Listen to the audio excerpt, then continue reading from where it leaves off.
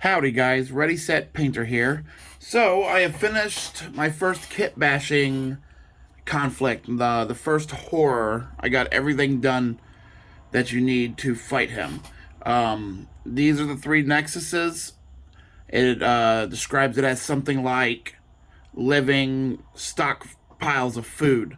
So I thought it'd be cool to do something simple with these minis that someone had 3D printed me just laying around. Have them tied to these trees. This is real wood. I just stole some wood from some trees. This is just rope that I had laying around. It's waxed thread twine, something I got from Michael's, I think. The rocks are just multicolored, like rainbow fish gravel. I And then this is just battleground terrain. I'm sure you recognize that. The lantern was 3D printed. I ordered it off of Etsy. Somebody 3D printed me a bunch of bits, and they threw some of those in, and I ended up using them on the horror over here as well as the tree. I thought it would tie them in a little bit better, look kind of nice. Um, I did the same paint scheme so that they would match. I always use this grim dark. It's my favorite look, dirty but colorful, good enough to be played on a board, but it's not going to win any competitions. But I think it came out all looking really good. Um, so I do a heavy white dry brush on top of black matte base coat, and on top of the heavy white dry brush, I essentially just paint speed paints on top of it. I like the heavy white.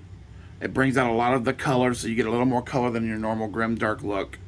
It pops, it stands out. Like the green over here looks really good.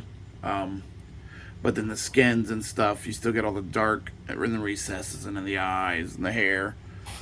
I have not finished painting the back. I used the green stuff to hold them onto the trees so that I could wrap them in the twine.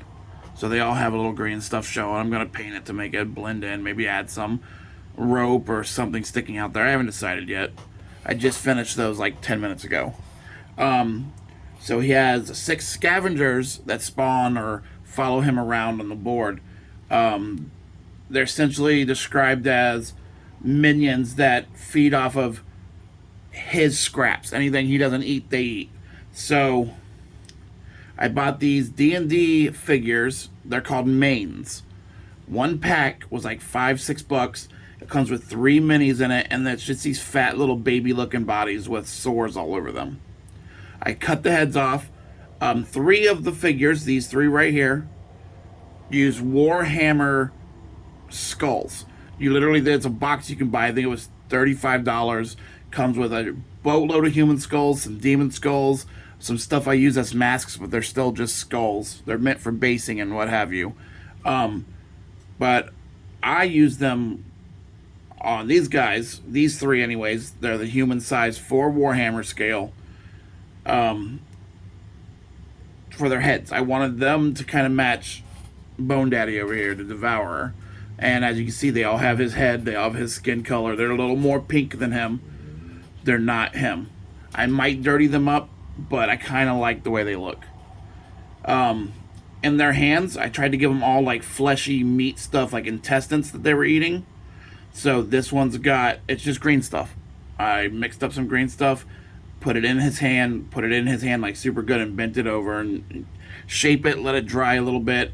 A secret to getting the shape to stay back like that, I put white tack on them, and I just stick them to the side of my wall, and it lets the green stuff hang so it looks like it's flowing. It looks like he's swinging his arms around. And once it dried a little bit, I was able to just take it off and shape it myself. All 3 of the ones with the Warhammer heads have just some intestines in their hand. The paint I used to get that shiny blood effect, it's called gelatinous blood or something like that. Glistening blood. It's this right here. This is the 3rd one. You can see his is resting on the ground. I wanted one of them since he's standing still. His is obviously just going to be sitting on the ground. I'm sure you notice I put blood splatter on the ground. You want to put effects for stuff. He didn't really have any because he's moving. Let's see. These are the special ones. I used a different skull for them. I had Warhammer skulls still. I have plenty of them. I have a whole box. But someone had gave me some 3D printed skulls that were slightly bigger. And I kind of like the difference. Not everyone's got the same size skull, but they're still really close. So it looks like just a bigger person. He also, that same person sent me these. I got some like tibias. I don't know what they are. They're bones. And I did the same process with these guys, but I went a little heavier with the green stuff. Because all of them have some like green stuff around their throats and heads and stuff to attach these guys. But these guys got big blobs to make them a little taller, a little misshapen. And I had to go in there with the tool I showed in another video. It's a pimple popping tool you can get off of Amazon. It's a whole kit. You get like 7 to 10 different pieces. And I use them for crafting. They're amazing. You get all kinds of shapes. You get all kinds of stabby tools for burning and poking holes and what have you. In fact, the hole back here was made by it. There's a hole over here, and this one made by it. But I use it to shape like the muscle and the skin fat and all of that to give it a little depth. You don't want the green stuff to dry flat. It adds nothing to it. Use your fingerprint. I'm sure you can see that the ridges right there. It's just fingerprint. Your fingerprint's strong enough to leave shapes and stuff in the skin. It makes it look more lived in. I just attached the bone to his hand with green stuff. I found the green stuff was working really good, so I just did that and then add a little super glue after the green stuff is dried. I generally let stuff dry for 24 hours before messing with it and painting it. It's just what I like to do. I'm sure some people do more, some people do less. 24 hours has always been perfect for me.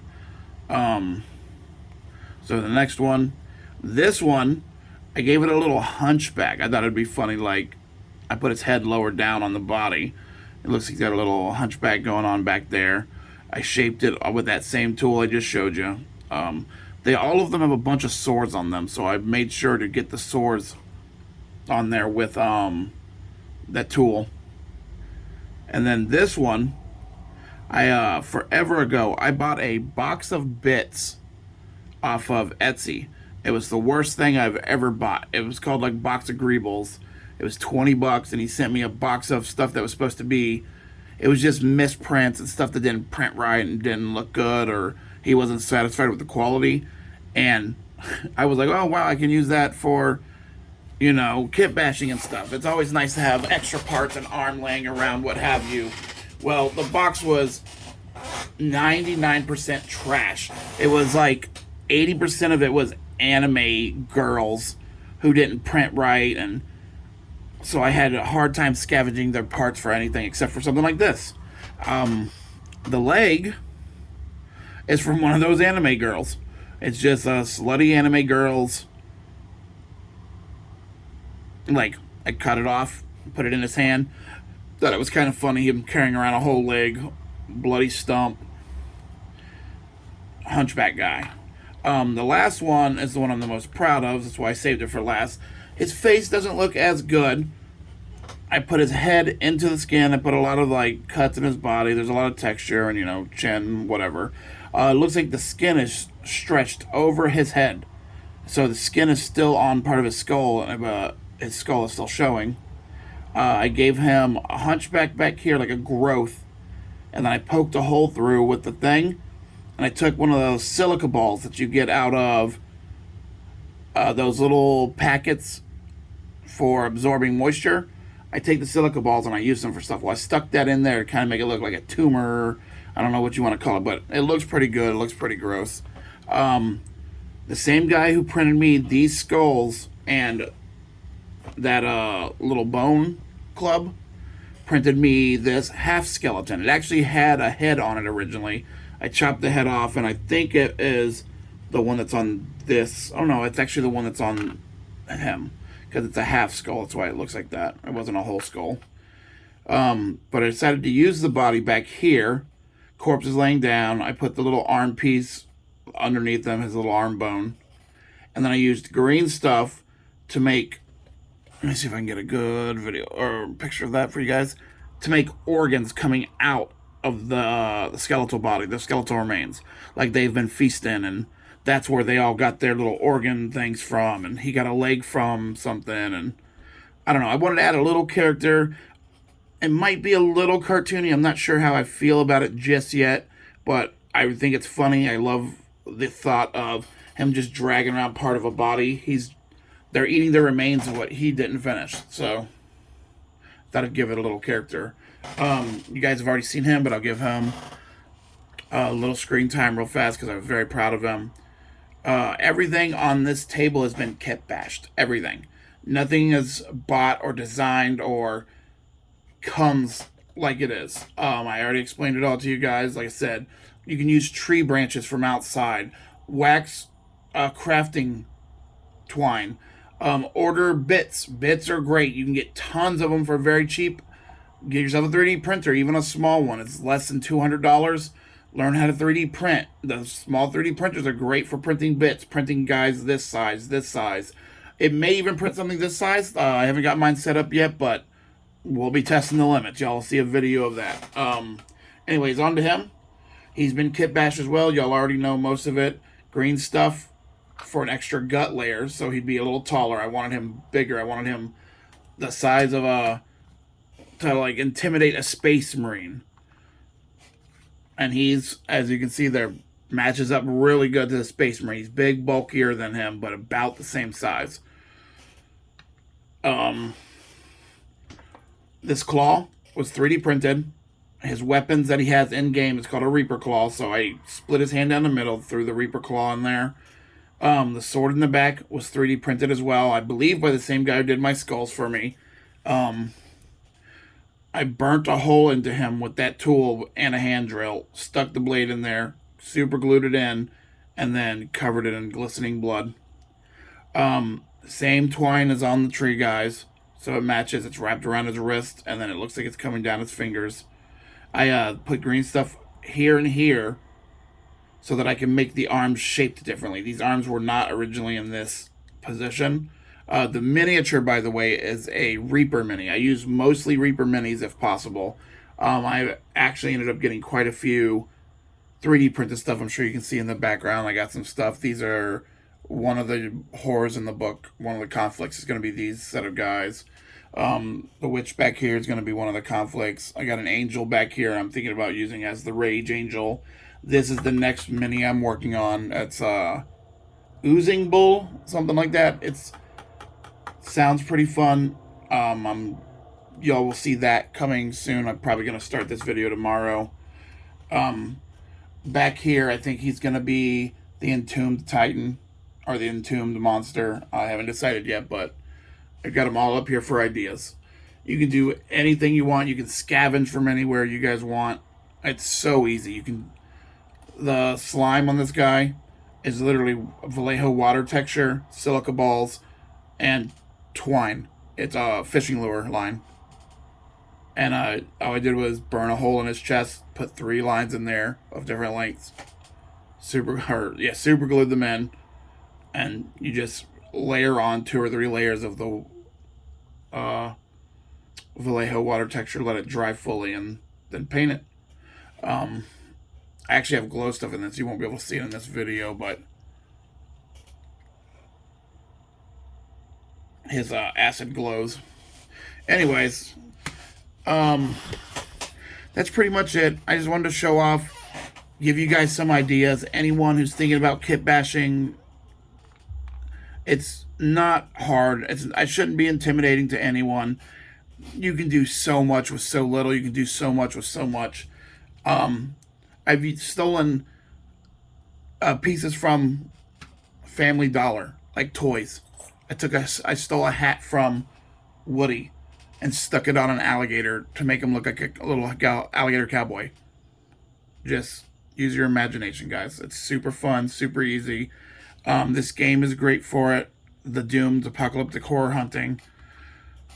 It really promotes imagination and creativity. Like, I feel super bonded to this game because I just created the monsters that we're going to be fighting in the first fight.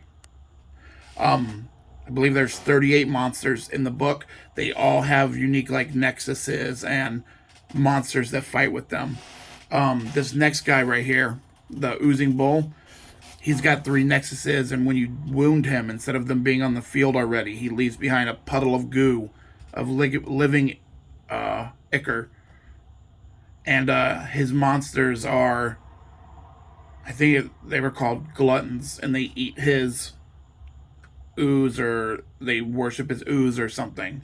So y'all, as soon as I get the minions for this, y'all will see me start kit bashing process for that. I may videotape this one a little more. Y'all can actually see the process of me making it. I had already started this one, so I just wanted to finish it and show you what I got and talk you through, you know, doing your own stuff.